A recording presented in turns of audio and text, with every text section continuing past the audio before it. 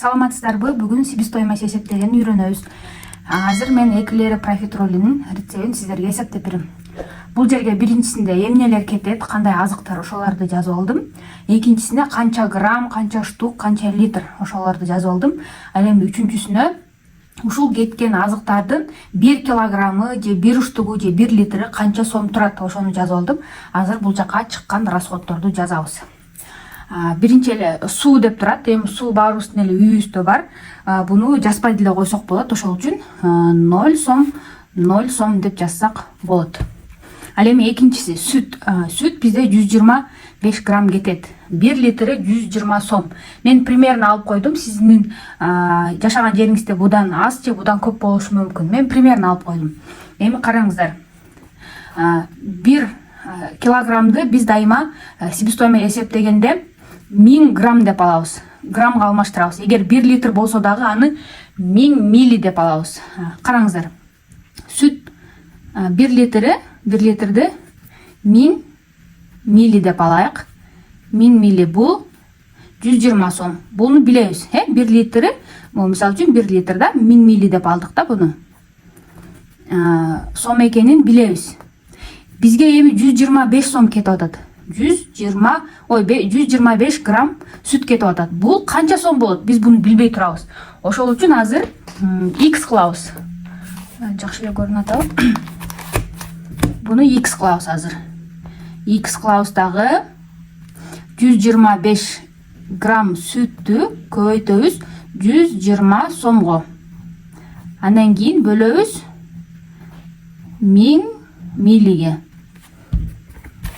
Караңыздар.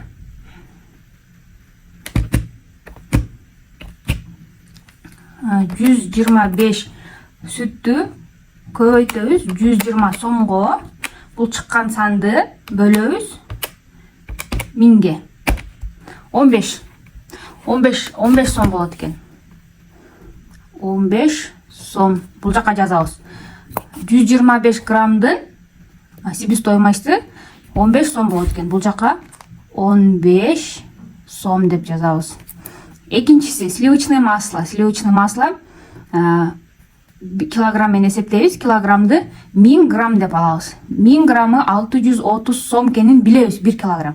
А бизге 100 грамм кетип атат.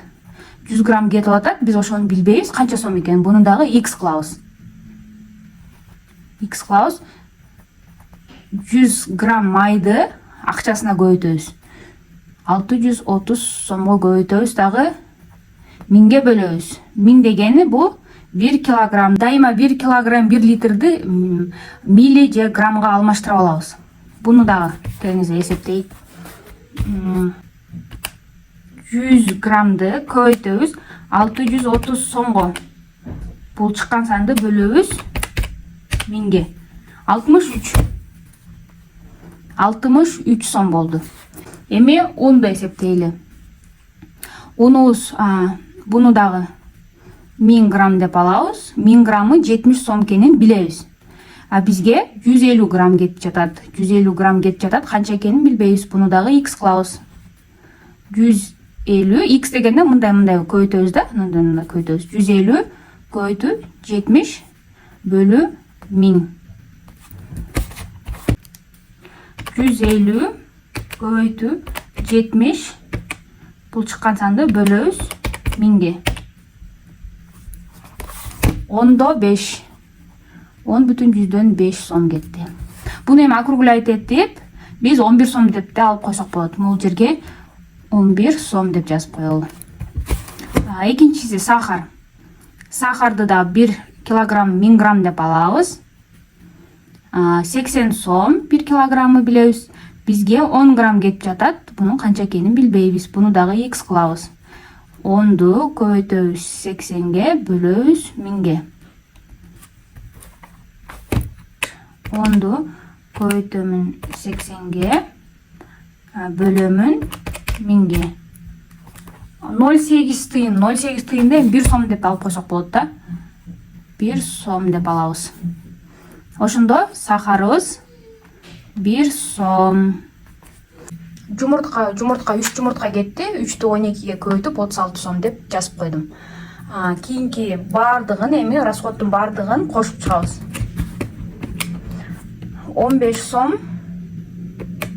63 11 1 36 126 сом расход кетет экен. 126 сом расход. Сиздерге жакындан көргөзүп жатам. Өзүмдүн YouTube каналымдагы бар. Экилери профитролин рецептин санап бердим. Бунун креми дагы бар. Ошону дагы эсептеп алсаңыздар болот. Эң негизгиси ушул формуланы жаттап алсаңыздар эле болду. Рецепти акчасына көбөйтөбүз. Именно 1 килограмм 1 литр болгон. Андан кийин 1000 милли же 1000 граммга бөлөбүз. Ушуну жаттап алсаңыздар эле болду. Кез келген таттууңуздун себестоимостун ушинтип эсептеп алсаңыз болот.